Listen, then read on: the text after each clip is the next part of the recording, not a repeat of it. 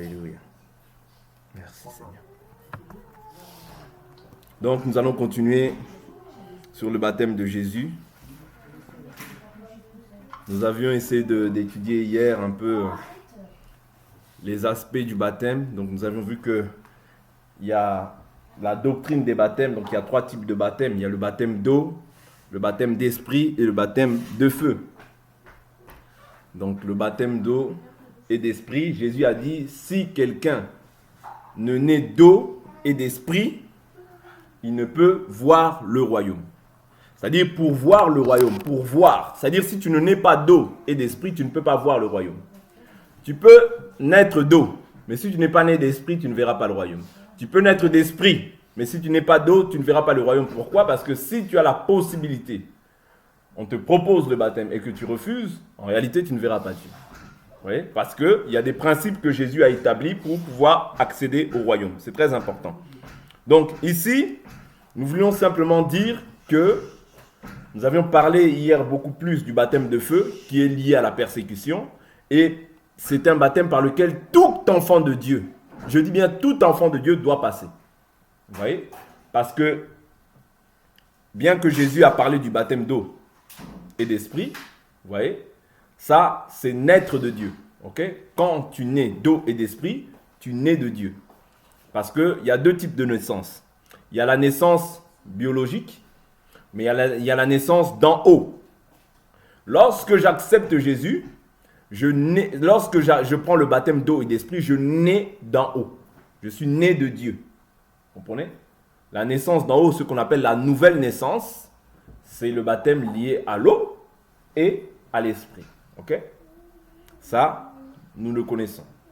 Maintenant, quand on voit par exemple Jean chapitre 3, quand Nicodème il vient voir Jésus, il lui dit, comment faut-il faire pour naître à nouveau? Il lui dit, tu es docteur de la loi, tu ne connais pas ces choses. Vous voyez?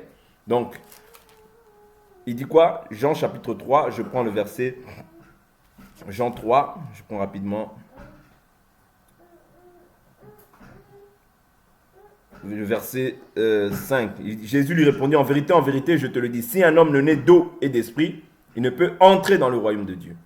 Ce qui est né de la chair est chair, et ce qui est né de l'esprit est esprit. Vous voyez? C'est-à-dire, quand tu nais de la chair, tu es né de la volonté des hommes. C'est pas moi, c'est Jean chapitre 1 qui dit ça. Jean chapitre 1, verset 12. Il dit, mais à tous ceux qui l'ont reçu, à tous ceux qui croient en son nom, la parole de Dieu leur a donné le pouvoir de devenir enfants de Dieu. Ouais. Et qui sont nés non du sang, ni de la volonté de la chair, ni de la volonté de l'homme, mais de Dieu. C'est-à-dire qu'il y a une volonté dont les hommes peuvent naître, c'est-à-dire dans le consentement mutuel dans un couple, une personne peut venir. On se dit, ah, nous allons faire un enfant. Ouais. Ça, c'est le désir des hommes. Mais le désir de Dieu, pour naître de Dieu, il faut naître d'eau et d'esprit. Vous voyez? C'est-à-dire pour naître de Dieu, c'est totalement différent de la naissance naturelle qui est faite par la volonté de 2 personnes. Vous voyez? Donc ça, c'est la naissance d'en haut. C'est très important aussi de comprendre ça, qu'on puisse mentionner aussi ce point-là, parce que ça fait partie aussi du baptême que Jésus a pris. Okay? Jésus aussi a pris le baptême par Jean-Baptiste, et par la suite, Dieu avait déjà dit que celui sur qui descendra le Saint-Esprit sous une forme du colombe, c'est lui le Messie. C'est-à-dire que quand Jean-Baptiste a vu ça, il a attesté que c'était lui qui était le Christ. Ouais, c'est lui qui était l'agneau de Dieu qui ôte les péchés du monde. Ok? Donc c'était la mission de Jésus, venir ôter le péché du monde. Maintenant, nous avions vu aussi que après cela, Jean-Baptiste a dit, lui vous baptisera d'Esprit Saint et de feu. Nous avions vu que l'Esprit Saint, c'est quand Jésus est mort, qu'il ressuscite, qu'il envoie son esprit. C'est alors que, quand nous sommes baptisés d'Esprit Saint, le feu, les persécutions viendront. Nous allons voir un exemple de persécution que Jésus lui-même a vécu. C'était aussi un baptême qu'il a vécu. Nous allons le voir. Je prends Matthieu. On va essayer de voir Matthieu. Matthieu explique mieux ça. Matthieu chapitre 4. Matthieu chapitre 4. Voilà, Matthieu chapitre 4, verset 1. Donc c'est tout de suite après en fait le baptême. Matthieu chapitre 4, verset 1. Alors Jésus fut emmené par l'Esprit dans le désert. Vous voyez? Pour être tenté par le diable. Ok? Pour être tenté par le diable. C'est un baptême. Vous voyez? La tentation, les épreuves, les difficultés, les soucis du quotidien, c'est un baptême par lequel tous nous avons eu part. N'oubliez pas, il a plu à Dieu que l'auteur de notre salut puisse, c'est-à-dire il a plu à Dieu de pouvoir le briser par la souffrance. C'est-à-dire le baptême, les persécutions, c'est aussi la souffrance. Voilà pourquoi lui qui est l'auteur de notre salut a souffert. Nous aussi qui avons reçu la même nature que lui, nous allons aussi souffrir. Pourquoi? Parce que notre royaume n'est pas de ce monde. Je vous dis toujours que ce monde a des codes, a des principes. Vous voyez? Toi, du fait que tu as reçu la nature de Dieu, maintenant tu te fais, c'est-à-dire le diable qui gouvernait sur toi n'a plus la même mise sur toi. Voilà pourquoi, comme il a haï le Fils de Dieu, toi aussi, vu que tu as reçu le Fils en toi, tu seras aussi haï par le diable ainsi que les dirigeants de ce monde. Les systèmes de ce monde vont te haïr. Les gens qui sont sous l'emprise du malin, pour la plupart te haïront. Pourquoi? Parce que tu n'es pas des leurs. Vous comprenez? Voilà pourquoi Jésus, là, nous voyons dans Matthieu chapitre 4, alors Jésus fut emmené par l'Esprit dans le désert pour être tenté par le diable. Nous avions vu dans un autre enseignement, je ne sais plus si vous vous souvenez, que le désert, c'est un lieu aride. Vous voyez? Ce n'est pas moi qui le dis, c'est dans les psaumes. Le désert, c'est une terre aride. C'est une terre sans eau. Est-ce que vous comprenez? Je vais prendre l'écriture. Je crois que c'est dans Psaume 91. Quelque chose comme ça. Ça va nous aider. Psaume. Le désert, c'est une terre aride. Ouais. Une terre sans eau. Donc on comprend que quand on parle d'un désert, en réalité, on parle des païens. Parce que c'est eux qui sont sans eau. Parce que l'eau, c'est aussi le symbole de la parole. Vous voyez, c'est pourquoi on comprend que Jésus n'est pas allé dans un désert forcément physique comme ça. Non, mais c'est un lieu où les gens qui n'ont pas la parole, en fait, vont te persécuter. Parce que n'oubliez pas, le désert, c'est une terre sans eau. Je prends l'écriture pour pouvoir vous donner ça rapidement. Matthieu, je prends Matthieu chapitre... Matthieu... Non, je ne vais pas prendre Matthieu, mais je vais prendre une référence que j'avais laissée ici. Psaume 68, 7. Psaume 68, 7. Psaume 68, 7. Voilà. Psaume 68, 7. Dieu fait habiter les solitaires dans une maison. Il fait sortir les prisonniers pour leur satisfaction. Mais les rebelles seuls demeurent en des lieux arides. Vous voyez? Dieu, quand tu sortis à la tête de ton peuple, quand tu marchais dans le désert. Là, il dit quoi? Mais les rebelles seuls demeurent dans des lieux arides. Un lieu aride, c'est un désert, c'est une terre sans eau. Vous comprenez? C'est pourquoi nous avons dit que le désert, c'est une terre sans eau. Donc, par là, on comprend que ce sont les rebelles qui demeurent dans ces choses-là. Quand on parle de rebelles, on parle des gens qui ne gardent pas les commandements du Seigneur. Donc, notamment, on parle des gens qui n'ont pas le Saint-Esprit, des gens qui n'ont pas la parole en eux. Donc, ce sont les païens. Donc, nous comprenons que Jésus, lorsqu'il va dans le désert, c'est pour aller être tenté par les païens. Vous voyez? Par les païens. Donc, ici, qu'est-ce qui se passe? Il a été tenté par le diable. Il jeûna pendant 40 jours. Et il eut faim. Le tentateur s'approcha et lui dit, si tu es fils de Dieu, ordonne que ces pierres deviennent des pains. Vous voyez? Donc là, il commence à le tenter. Pourquoi? Parce qu'il est aussi dans des jeûnes. Et quand tu jeûnes, je vous le dis souvent, c'est des moments où le diable va essayer de te tenter. Va essayer d'utiliser la distraction. C'est des moments où il faut éviter les distractions. C'est des moments où il faut éviter les conflits. Vous voyez? Pourquoi? Parce que le diable cherche toujours une opportunité. Parce que le jeûne va te permettre des fois de pouvoir aboutir à un exaucement ou à un besoin que tu as. Mais si maintenant tu es dans les distractions, si tu es dans des conflits, ces choses-là, en fait, c'est comme si tu annules le jeûne. Nous avions déjà partagé sur ça. Nous n'allons pas revenir sur ça. Mais ce que je veux nous faire comprendre ici, c'est que Jésus, Lui qui est l'auteur de notre salut est passé par la souffrance, qui est le baptême. Nous aussi, nous passerons par ces choses-là. Tu ne peux pas éviter ces choses-là parce que c'est le chemin obligé pour tous les croyants. Tous les croyants sont amenés, parce qu'il nous a été fait simple. La Bible nous dit, il vous a été fait la grâce de croire en Jésus, mais aussi de souffrir pour lui. Vous voyez? Donc c'est une grâce de croire en Jésus, mais la souffrance fait aussi partie de la grâce que nous recevons en Christ Jésus. Et n'oubliez pas, je vous dis toujours que même si tu souffres, toi tu souffres avec l'espérance. Tu ne souffres pas seul. Parce que toi, quand tu souffres avec Jésus. Vous voyez? Jésus est en toi. Et il ne t'abandonnera pas parce qu'il t'a fait la promesse. Voilà pourquoi quand toi tu souffres avec l'espérance. Parce que je vous dis toujours, comment se fait-il que des gens qui sont en prison, comme Paul et Silas, mais malgré qu'ils sont en prison, ils continuent à adorer Dieu? Comment des gens qui ont été fouettés, 49 coups moins 1, mais après ça, ils continuent encore à être joyeux, pourtant ils ont été fouettés. Vous comprenez? Ça, c'est l'œuvre de l'Esprit en eux. Vous voyez? C'est-à-dire, ils ont été contents d'être persécutés pour le nom de Jésus. Voilà pourquoi toi aussi, même quand tu traverses des difficultés, tu traverses des combats, des temps difficiles, sois joyeux parce que c'est ta récompense. Vous voyez? C'est la récompense que tu as avec Jésus. Je prends une écriture qui va nous aider. 1 Timothée, chapitre 1 Timothée.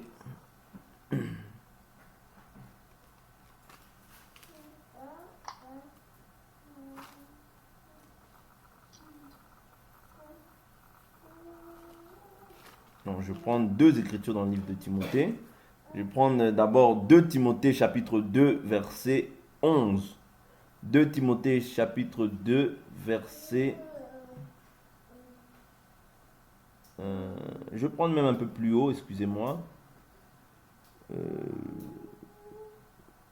Verset 10. C'est pourquoi je supporte tout à cause des élus, afin qu'eux aussi obtiennent le salut qui est en Christ Jésus avec la gloire éternelle.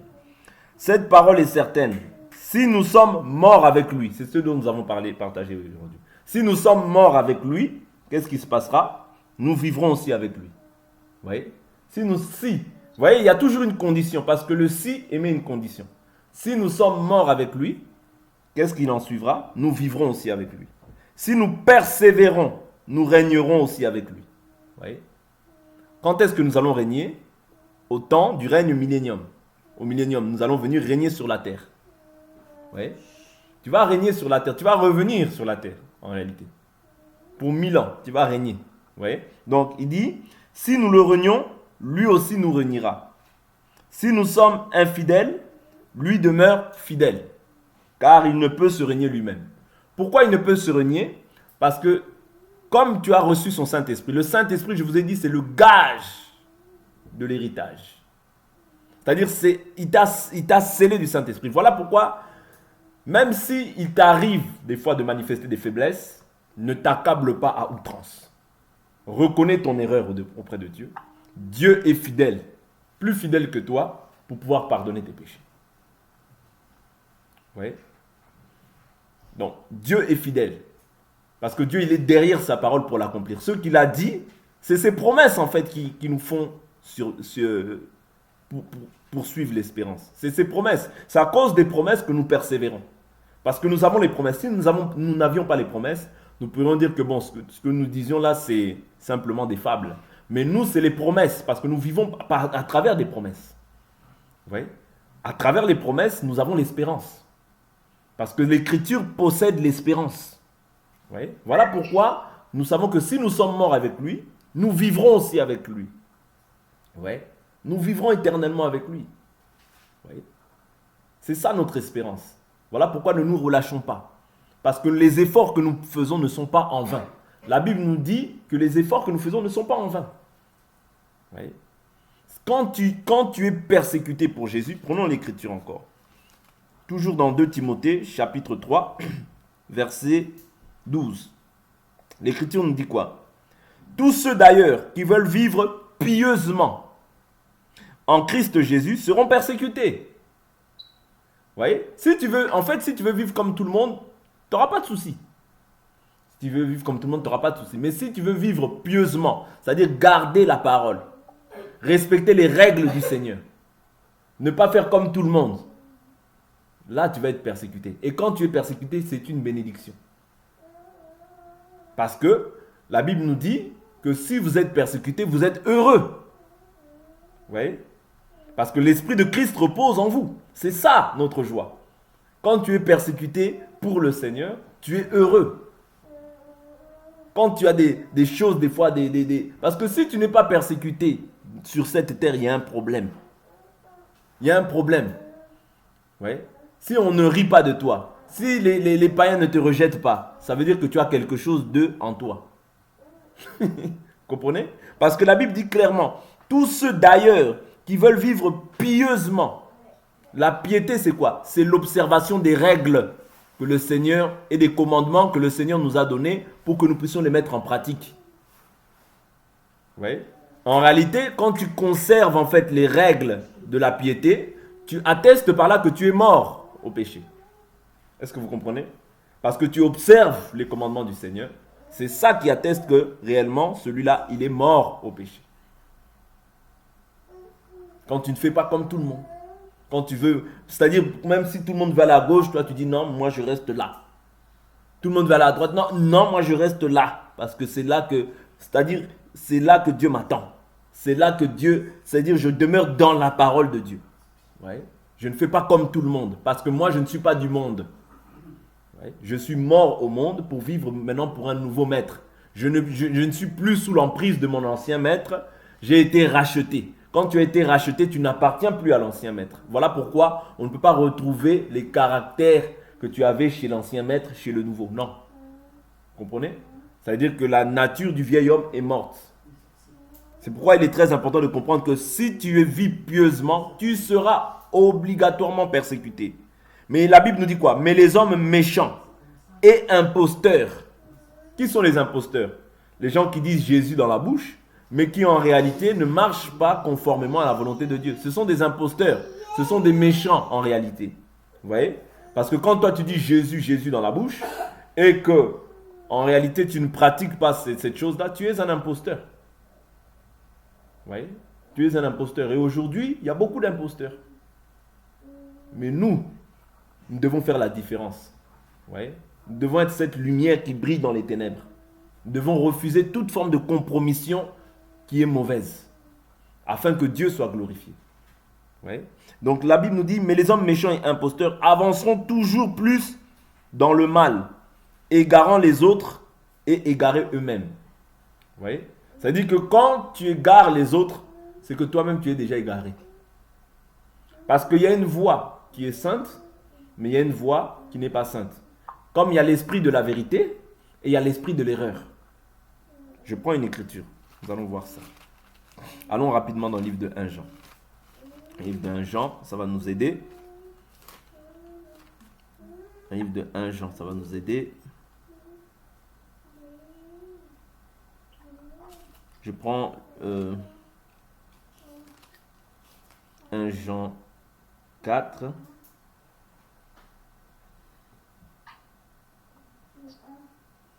1 Jean 4.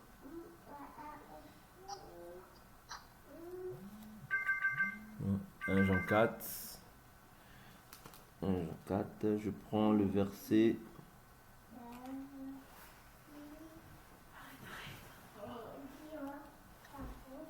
Jean 4, je prends le verset. Je prends le verset 4. Le verset 2. Quand même le verset 1. Bien-aimé, verset 1. Ne vous fiez pas à tout esprit, mais éprouvez les esprits pour savoir s'ils sont de Dieu. Car plusieurs faux prophètes sont venus dans le monde. Reconnaissez à ceux-ci l'esprit de Dieu. Tout esprit qui confesse Jésus-Christ venu en chair est de Dieu. Tout esprit qui ne confesse pas Jésus n'est pas de Dieu, c'est celui de l'Antichrist, dont vous avez appris qu'il vient et qui maintenant est déjà dans le monde. Vous voyez? Ça veut dire, et la Bible nous dit quoi? Vous, petits enfants, vous êtes de Dieu. Vous avez vaincu les faux prophètes, car celui qui est en vous est plus grand que celui qui est dans le monde. Eux, ils sont du monde. C'est pourquoi leurs paroles viennent du monde et le monde les écoute. Vous voyez? Donc, eux, ils sont du monde. Les égarés, en réalité, ils sont du monde. Parce qu'il y a des gens qui se sont introduits au milieu de nous, vous voyez, mais qui ne sont pas en réalité des nôtres. Vous voyez? Parce que quand tu égares les gens, ça veut dire que toi-même tu es égaré au préalable. Oui. Parce que quand tu es des nôtres, tu vas demeurer aussi dans la vraie doctrine. C'est pas moi qui dis, hein. La Bible nous dit que, la Bible nous dit, s'ils seraient des nôtres, ils auront demeuré avec nous. Vous voyez? Donc quand quelqu'un ne demeure pas dans l'enseignement véritable, ça veut dire qu'il n'était pas déjà des nôtres. Vous voyez? C'est à ça qu'on reconnaît les enfants, c'est-à-dire les égarés et ceux qui ont la bonne parole. Vous voyez? Parce que quand quelqu'un croit, même s'il est dans l'erreur, Dieu doit le ramener toujours dans la vérité. Je prends le cas d'Apollos, bien il enseignait Jésus avec exactitude, vous voyez, mais il pratiquait le baptême de Jean. Mais Dieu a permis qu'il y ait Aquilas et Priscille qui viennent pour pouvoir lui enseigner plus exactement les Écritures. Vous voyez, c'est-à-dire quelqu'un qui cherche Dieu, mais dans l'erreur, Dieu va toujours le ramener dans la vérité. Vous voyez? Parce que Dieu ne peut pas laisser son enfant être éparpillé, être s'égarer. Non. Dieu doit toujours le ramener à la bonne parole pour qu'il puisse comprendre et qu'il puisse être sauvé. Parce que la bonne compréhension, c'est ça ton salut. N'oubliez pas. L'Écriture dit, j'insiste sur cette Écriture toujours. Je vous rappelle l'évangile que je vous ai annoncé, que vous avez reçu et dans lequel vous demeurez ferme si vous le retenez dans les termes dans lesquels on l'a enseigné. Autrement, tu auras cru en vain. Vous voyez? Il serait dommage qu'on ait fait tout ça, qu'on persévère, mais qu'à la fin, Dieu te dise, je ne t'ai jamais connu. Vous voyez? Il serait dommage. Voilà pourquoi nous devons persévérer dans ce que nous avons reçu, jusqu'à la fin. Jusqu'à la fin, parce que, je vous dis toujours, quand tu as mis la main à la charrue, tu ne peux plus regarder derrière. Quand tu as accepté la parole, c'est terminé. Tu es maintenant esclave de Christ. Vous voyez? Tu ne vis plus pour toi, mais c'est Christ qui vit en toi. Oui. Donc c'est très important de comprendre que nous sommes dans le monde, mais nous ne sommes pas du monde. Faisons attention, parce qu'aujourd'hui, des fois, les gens sous forme de gentillesse, sous forme de fausse gentillesse, on se conforme par moment. Non, nous ne nous conformons pas au monde. Si je suis avec quelqu'un, je dois l'influencer pour que cette personne vienne à moi. Ce n'est pas lui qui peut m'influencer, non. Une personne ne peut pas m'influencer. Moi, j'ai l'esprit supérieur. Quand tu as l'esprit supérieur, tu dois influencer les personnes. Ce n'est pas les personnes qui doivent t'influencer dans le mal. Oui. Parce que toi, tu ne vis plus pour le monde. Tu vis maintenant pour Dieu. Oui. Tu vis pour Dieu. Donc c'est ça que je voulais partager avec vous. Donc le baptême, comprendre que nous tous qui avons cru en Jésus-Christ, nous passerons tous par la persécution. Il n'y en a aucun qui peut dire qu'il a vraiment bien cru. À part si tu as cru dans les fausses églises. À part si tu as cru à un faux enseignement. Là, c'est normal. Mais si tu as cru au véritable Christ que nous enseignons, tu passeras toujours par des moments de persécution. Et je vous dis toujours que la persécution peut venir par n'importe qui. Par mes enfants, par ma femme, par mes parents, par qui. C'est-à-dire la persécution peut venir de partout. Moi, je dois simplement discerner l'esprit et je dois prier en cela. Ouais. C'est-à-dire la persécution peut venir de partout. Ouais.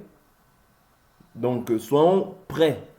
Ouais. Soyons prêts, comme je vous dis. N'attendons pas demain. Non. La Bible nous dit, si nous entendons sa voix, n'endurcissons pas nos cœurs. Et de nous examiner chaque jour. Ouais. Soyons prêts parce que le Seigneur peut venir à n'importe quel moment. Nous voyons déjà tous les signes avant-coureurs du Seigneur. Et même si le Seigneur ne revenait pas, si tu meurs, sois prêt. Parce que tu peux mourir à tout moment aussi. Vous voyez? Donc, la mort, n'oubliez pas, si nous persévérons avec lui, nous hériterons aussi avec lui. Vous voyez?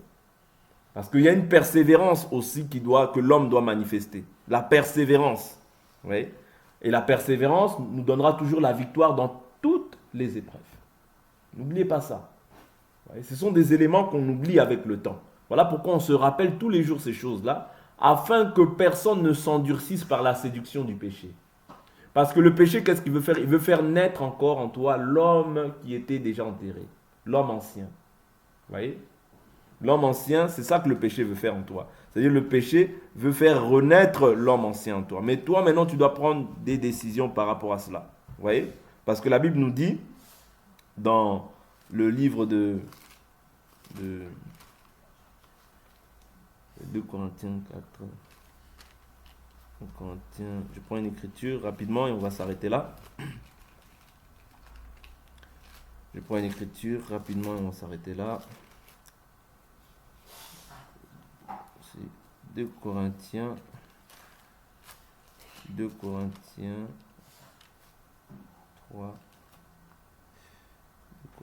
4, 5. Voilà, 2 Corinthiens 5 et on va s'arrêter là. 2 Corinthiens 4, 16, pardonnez-moi. 2 Corinthiens 4, 16. C'est pourquoi nous ne perdons pas courage. Et même lorsque notre homme extérieur se détruit, notre homme intérieur se renouvelle de jour en jour. Voyez? Car un moment léger d'affliction produit pour nous, au-delà de toute mesure, un poids éternel de gloire. Aussi, nous regardons non point aux choses visibles, mais à celles qui sont invisibles. Car les choses visibles sont momentanées, les invisibles sont éternelles. Vous voyez? Donc, nous ne perdons pas courage, parce que même si mon être extérieur se détériore, même si je suis persécuté, même si je suis brûlé, même si je suis tabassé, défiguré, ça, c'est la part que j'ai avec le Seigneur. Mais mon homme intérieur se renouvelle. Mon homme intérieur grandit. C'est ça qui est important. Que l'homme intérieur il grandisse et que même cette chair-là ne sert de rien. C'est ça que la Bible nous dit. Ne craignez pas ceux qui peuvent tuer le corps et ne rien faire à l'âme. Mais craignez plutôt celui qui peut tuer le corps et l'âme et l'emmener dans la géhenne. Vous voyez? C'est-à-dire on ne peut pas craindre ce que l'homme peut nous faire. Non. L'homme peut détruire ça. C'est rien. De toute manière, je mourrai quant à la chair. Ça, c'est normal. Même si je meurs de vieillesse, je mourrai. Mais ça, c'est la chair, c'est rien. Et la Bible nous dit, c'est l'esprit. Ouais. Craignez celui qui peut tuer le corps et l'esprit et l'emmener dans la géhenne. Donc, celui qu'on doit craindre, c'est Dieu. Les persécutions, qu'elles viennent pas, nous sommes déjà préparés. Vous voyez, parce que Dieu nous a déjà avertis. Il nous a dit, vous aurez des persécutions dans le monde, mais prenez courage, moi j'ai vaincu le monde. C'est-à-dire, comme il a vaincu, il ne te laisse pas seul, parce qu'il t'a dit, je ne te laisse pas orphelin, je viens vers toi. Comment il vient vers toi? Il vient vers toi sous la forme de l'esprit. Pour t'aider, parce que par toi-même, tu ne peux rien faire. Mais pour t'aider à pouvoir vaincre. Comme lui, il a vaincu, par son esprit, tu as la capacité aussi de vaincre toutes les persécutions, toutes les difficultés qui vont se présenter à toi. C'est ça l'amour de Dieu. C'est-à-dire, lui-même vient habiter en toi et lui-même combat pour toi. Lui-même combat pour toi. Voilà pourquoi nous devons nous attacher à toutes ces promesses. Et ne pas désespérer. Prendre toujours courage. Même si les choses semblent ne pas avancer, même si les choses semblent bloquées, les choses semblent à l'arrêt, continuons. Continuons, persévérons, parce que c'est ça que le malin veut nous faire voir. C'est ça que le malin veut nous faire croire. Mais nous devons toujours être comment? Renouvelés dans notre intelligence. C'est très important. Le renouvellement de l'intelligence, Romains chapitre 12, verset 2.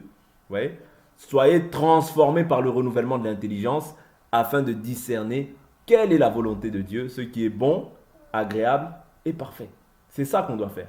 C'est-à-dire le malin essaie toujours de nous accabler. Le malin essaie toujours de nous faire voir à la réalité, mais pas à la vérité. La vérité, c'est la parole. Toutes les promesses de Dieu sont ce oui en lui. C'est en Christ. Tout, c'est en lui.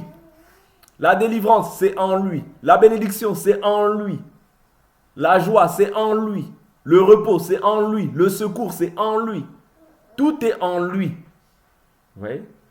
Tout est en lui, en lui, en lui, en lui, en Jésus. Recommande ton sort à l'Éternel. C'est lui qui agira. Il n'y a aucune difficulté, aucun combat que tu peux mener dont Dieu n'est pas au courant. Non. Parce que la Bible nous dit, qui est celui qui dit et cela fut? C'est de l'Éternel que viennent les maux et les biens. C'est-à-dire, même quand la difficulté vient, c'est Dieu qui a permis ça. Comme c'est lui qui a permis ça, c'est lui aussi qui chassera ça. Et la Bible nous dit que Dieu ne nous tente pas au-delà de nos forces. Voilà pourquoi nous devons être dans la joie. Parce que la persécution, toi, tu dois te dire simplement, ah, Dieu, tu as permis cette persécution, tu permettras aussi qu'elle s'en aille. Vous comprenez? Et c'est ça qui sera ta joie. Quand il te délivrera, quand la bénédiction arrivera aussi dans ta vie, tu seras dans la joie, tu le glorifieras aussi. Donc on va s'arrêter là pour aujourd'hui et on va s'arrêter aussi par rapport à ce sujet-là.